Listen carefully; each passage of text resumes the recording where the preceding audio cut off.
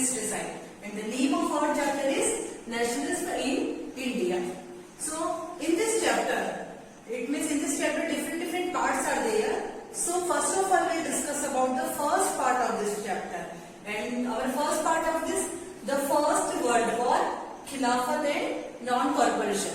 Okay, so it means in this chapter, we'll just do the study after the 1920. Okay, it means after the 1920, because in the previous classes we have studied about the earlier part of the this movement. So in this chapter, we'll discuss about after the 1920. Okay, and the civil disobedient movement, non-corporation movement, this all types of movement we will discuss in this chapter. Okay, so first we'll discuss that the First World War. Okay, it means we can say that after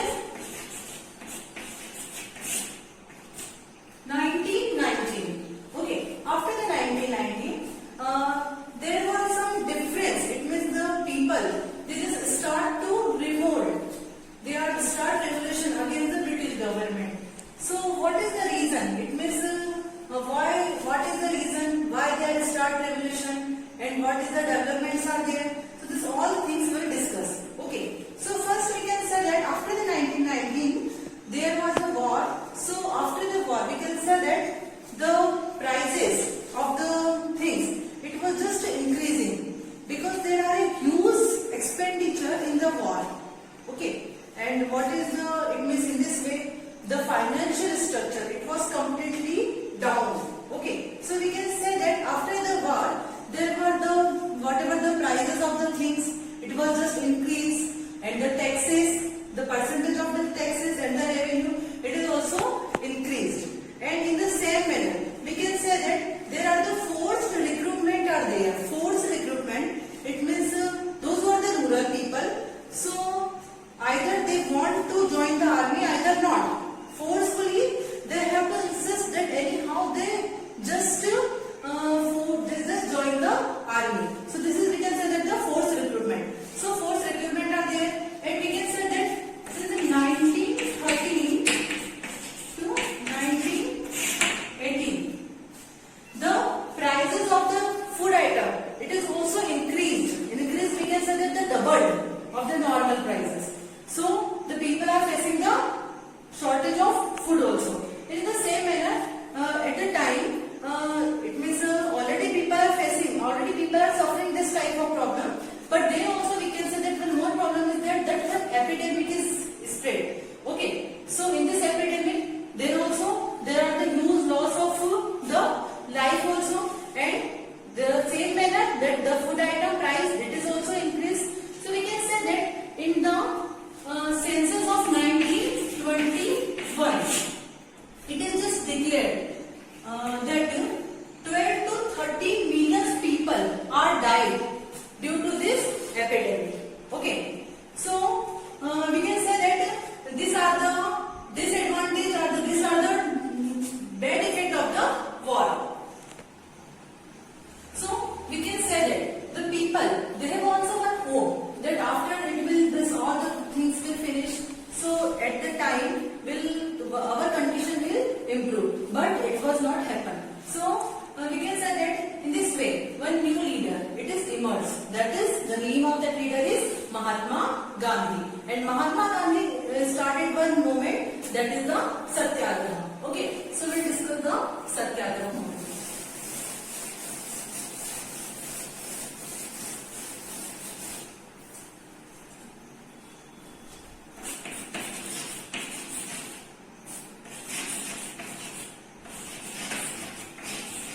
The idea of Satyagraha.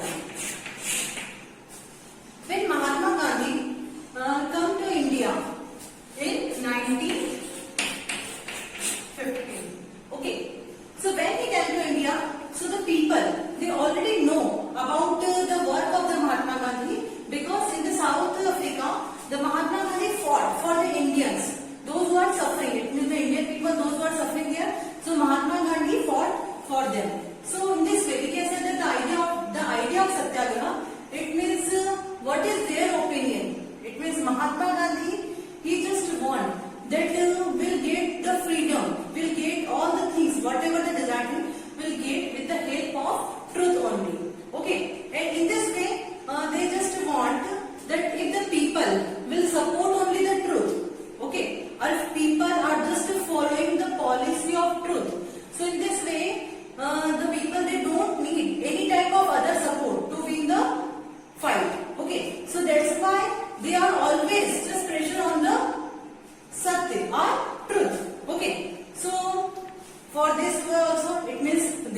going to the Champaran also, and in the Champaran, those the peasants, they are just facing the problem. Okay, so for solving their problem, the Mahatma Gandhi in 1960, they are just going to the Champaran.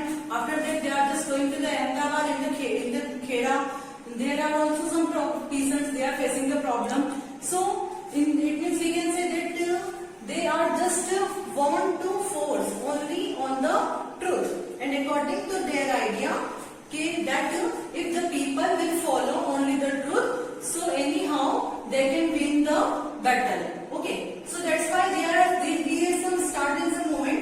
So one by one we discuss that some movement that is organized by the Mahatma Gandhi. First, we can say that peasant movement.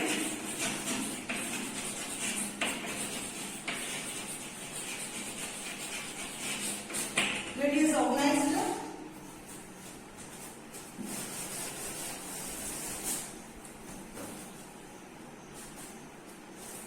Champaran,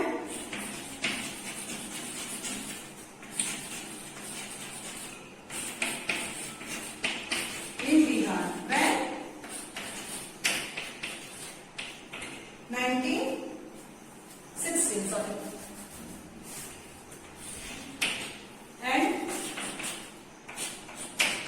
second moment,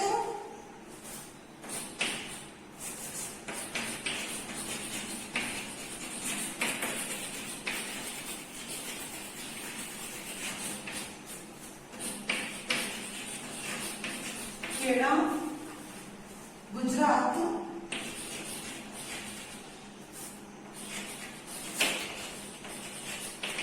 in 1970. Okay, and the third, we can say that this movement for the meal worker.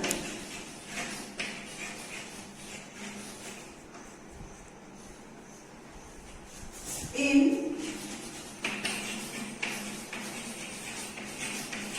Ahmedabad in 1980.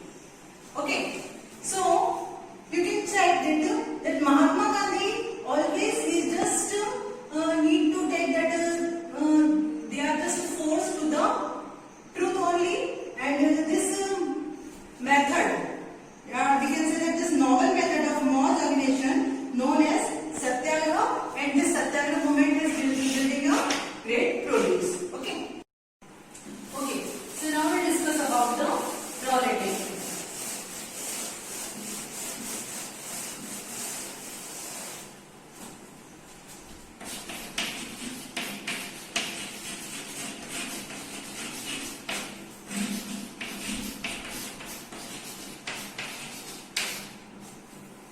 Okay, so the Rowlatt Act was passed by the Imperial Legislative Council in 1990. It means when the Rowlatt Act was passed by the Imperial Legislative Council in 1990, so the Indian people, they are not support to the Rowlatt Act. So before continuing the Rowlatt Act, first I will just explain what is Rowlatt Act. According to this act, it means the British government have right that without any trial, they can just whosoever the prisoners are there, it means the jail में जो लोग बंद हैं, so without any trial, they are just given the punishment for the 2 years. It means without trial, they are just giving the punishment. So the Indian people, they are very much aggressive about this act, and the Indian people, they are not support to this act. So we can say that the people, because already they are just very much suffering from the British government, so they have just opposed to the Rowlatt Act, and in this way they are just start the strike. We can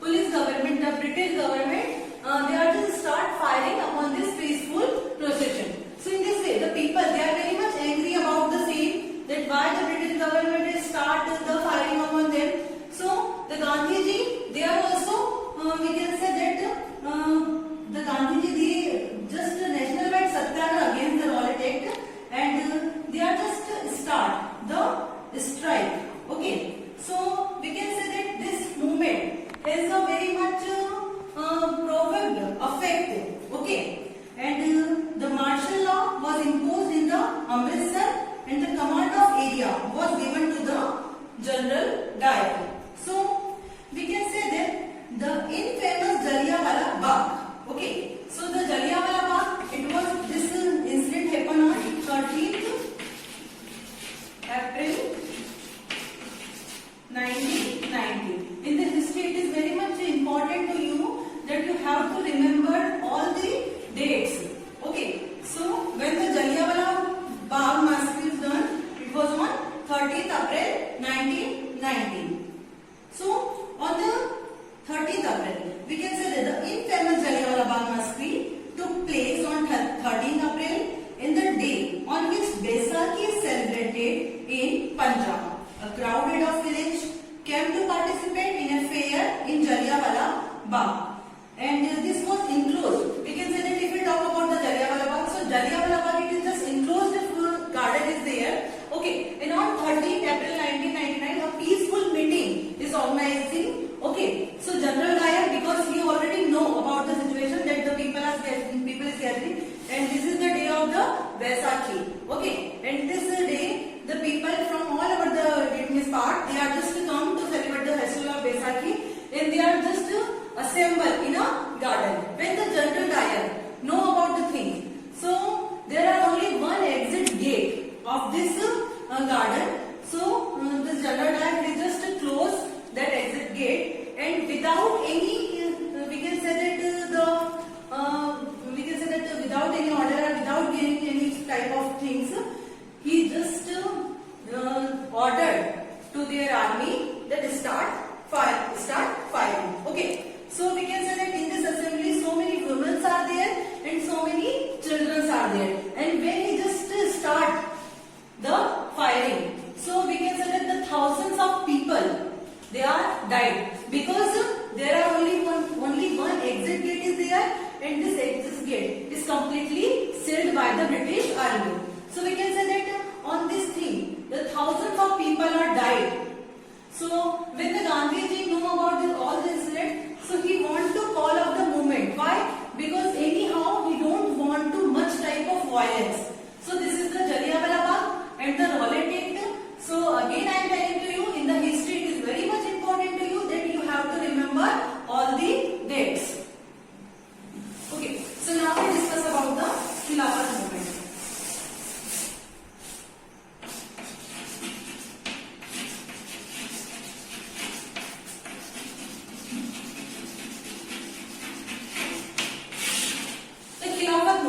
The Khilafat movement gave the Gandhiji to an opportunity, and in this opportunity we can say that the Hindu and the Muslim, they are just come in a single platform. Okay, it means they are just come together and do the work.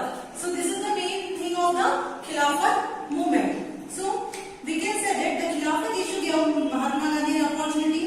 So we can say that the Ottoman Turkey was badly defeated in the First World War, and there were rumors about a harsh people treaty like to be the imposed on the Ottoman Empire, and so we can say that a Khilafat committee was formed in Bombay in March 1990 to defend the Khalifa, and this committee had leaders like brother Muhammad Ali and Shaukat Ali. These are the two brothers are there, and they also wanted Mahatma Gandhi to take up the cause to build a united mass action at the Calcutta session of the Congress in September 1920, and the resolution was passed to launch a non-corporation movement in support to Khilafat and also for Swaraj. So this is the main aim of the Khilafat movement.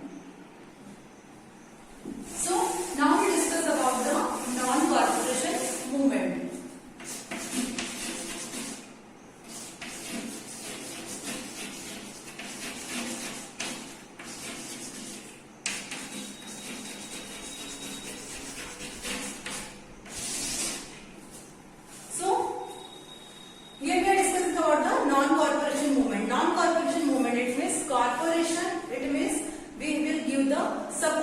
Non-corporation, it means will not give the support anyhow. Okay, so Gandhiji in his book 1909, Gandhiji he wrote one book, Swaraj.